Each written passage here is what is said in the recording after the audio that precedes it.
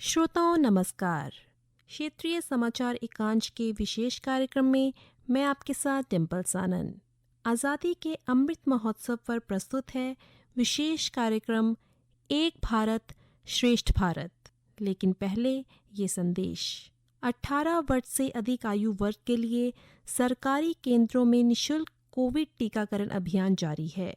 युवाओं से आग्रह है कि टीका जरूर लगवाएं और अन्य लोगों को भी इसके लिए प्रोत्साहित करें। जब तक आवश्यक ना हो, घर से बाहर ना निकलें और सुरक्षा के 3 आसान उपायों का पालन अवश्य करें। मास्क लगाएं, 2 गज की सुरक्षित दूरी बनाए रखें, हाथ और मुंह साफ रखें। कोविड संबंधी जानकारी और मार्गदर्शन के लिए राष्ट्रीय हेल्पलाइन काम कर रही है। इनके नंबर हैं 011-2397-8046 और 1075। इसके अलावा प्रदेश हेल्पलाइन नंबर है 104 व 0135 2722 100 और 2724 506। और अब प्रस्तुत है विशेष कार्यक्रम आजादी का अमृत महोत्सव।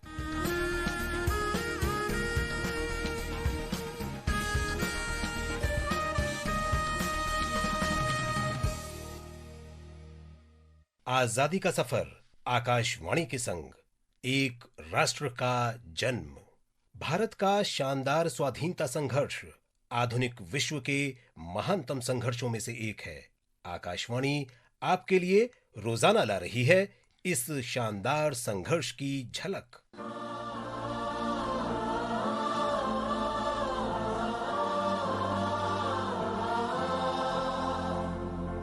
आज की कड़ी में हम बात कर रहे हैं भारत की महान क्रांतिकारी प्रीतिलता वद्दार की। स्वतंत्रता की बलिवेदी पर 24 सितंबर 1932 को उन्होंने अपने प्राण न्यौछावर कर दिए थे। तब उनकी उम्र महज 21 वर्ष की थी। स्वतंत्रता आंदोलन को लेकर उनमें बचपन से ही जुनून था। स्कूली दिनों से ही वो रानी लक्ष्मीबाई के अदम्य साहस से प्रभावित थीं। कोलकाता से पढ़ाई पूरी करने के बाद अपने शहर चटगांव लौटी और वहां के इंग्लिश मीडियम सेकेंडरी स्कूल में प्रधान अध्यापिका नियुक्त हो गई। यहीं प्रीतिलता का संपर्क प्रसिद्ध स्वाधीनता सेनानी मास्टर दा सूर्यसेन से हुआ और वे क्रांतिकारी आंदोलन में शामिल हो गयी।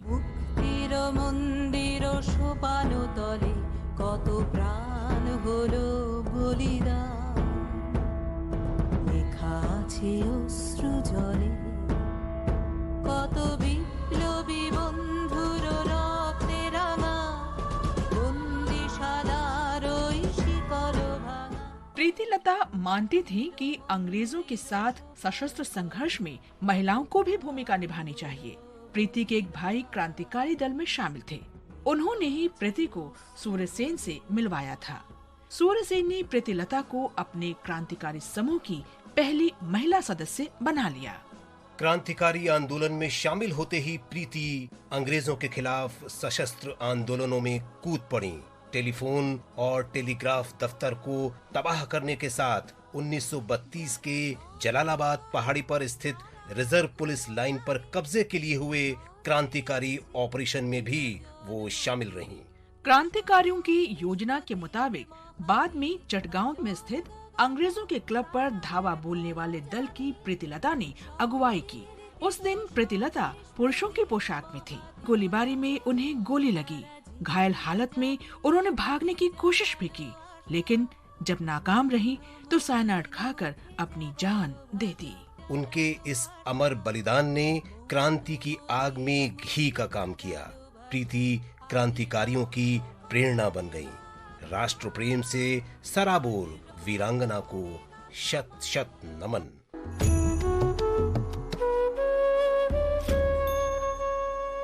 आज स्वाधीनता सेनानी भीकाजी रुस्तम कामा की जयंती भी है।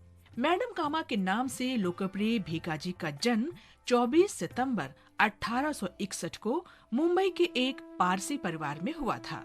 लंदन में उनकी मुलाकात राष्ट्रवादी श्यामजी कृष्ण वर्मा और दादा भाई नौरोजी से हुई। उनकी ही प्रेरणा से मैडम कामा भारतीय स्वाधीनता संघर्ष में जुट गईं। भीकाजी कामा ने 1905 में लंदन में इंडियन होम रूल सोसाइटी की स्थापना में सहायता की। बाद में वे पेरिस चली गईं और पेरिस इंडियन सोसाइटी की स्थापना में सहयोग दिया। विदेश में रहकर भारतीय आजादी के आंदोलन में शामिल कई लोगों के साथ मिलकर न सिर्फ क्रांतिकारी साहित्य लिखा, बल्कि उन्हें प्रकाशित करके लोगों तक पहुंचाने में महत्वपूर्ण भूमिका भी निभाई। भारतीय स्वाधीनता के लिए लगातार सक्रिय मैडम कामा ने स्टटगार्ड में संपन्न दूसरी सोशलिस्ट कांग्रेस में भी हिस्सा लिया। 22 अगस्त 1907 को इस सम्मेलन में उन्होंने मानवाधिकार और समानता के सवाल तो उठाए ही, ब्रिटिश शासन से भारत की आजादी की अपील भी की। कामा ने वहाँ एक झंडा भी फहराया जिसे उन्होंने भारतीय स्वाधीनता का ध्वज कहा। बाद में उस झंडे को इंदुलाल याज्ञिक भारत लाई। इसे पुणे के मराठा और केसरी पुस्तकालय में रखा गया है। मैडम कामा के डिजाइन किए उस झंडे की ही बुनियाद पर भारतीय स्वाभिमान का प्रतीक मौजूदा ध्वज बनाया गया। स्वाधीनता के लिए मैडम कामा के संघर्ष और त्याग की विरासत को भारत ने सम्मान के साथ संजोया है। 26 जनवरी 1962 को डाक और तार विभाग ने उनके सम्मान और स्मृति में एक डाक टिकट जारी किया। मैडम कामा का जीवन धैर्य, प्रतिबद्धता और राष्ट्र प्रेम की मिसाल रहा। महान स्वाधीनता सेनानी को शत शत नमन।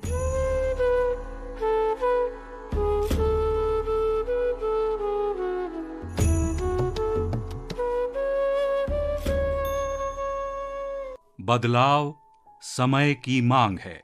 समय के साथ किसी भी व्यवस्था में, चाहे वो सामाजिक हो, राजनीतिक हो या फिर अर्थ जगत से जुड़ी हो, बदलाव का आना अनिवार्य होता है। बदलते समय और परिस्थितियों के साथ साथ कदम ताल करने के लिए ये बहुत जरूरी है कि आप स्वयं को उसके अनुकूल ढालें, और इसके लिए दूरदृष्टि और परिस्थितियों की नब्ज को पकड़ने की तीव्र क्षमता बेहद जरूरी है। भारत में रिफॉर्म्स को लेकर क्या क्या बातें होती थी, क्या ये सच नहीं है? क्या भारत में गुड रिफॉर्म्स को बैड पॉलिटिक्स नहीं माना जाता था? तो फिर गुड रिफॉर्म्स गुड पॉलिटिक्स कैसे हो गए? अनुभव के आधार पर मैं एक पहलू आपके सामने जरूर रखूंगा। आज सिस्टम में जितने रिफॉर्म्स किए जा रहे हैं, उनके पीछे भारत को हर प्रकार से बेहतर बनाने का संकल्प है।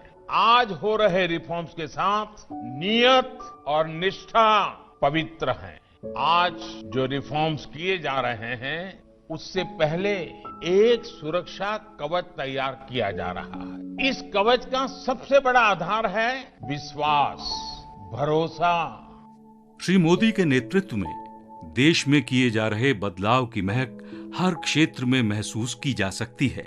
नई सुविधाओं के लिए, नई व्यवस्थाओं के लिए रिफॉर्म्स बहुत जरूरी है। हम पिछली शताब्दी के कानून लेकर के अगली शताब्दी का निर्माण नहीं कर सकते। जो कानून पिछली शताब्दी में बहुत उपयोगी हुए, वो अगली शताब्दी के लिए बोझ बन जाते हैं, और इसलिए रिफॉर्म ये लगातार प्रक्रिया होनी चाहिए। आजादी का सफर आकाशवाणी के संग में आज बस इतना ही। कल फिर मिलेंगे नई कड़ी के साथ।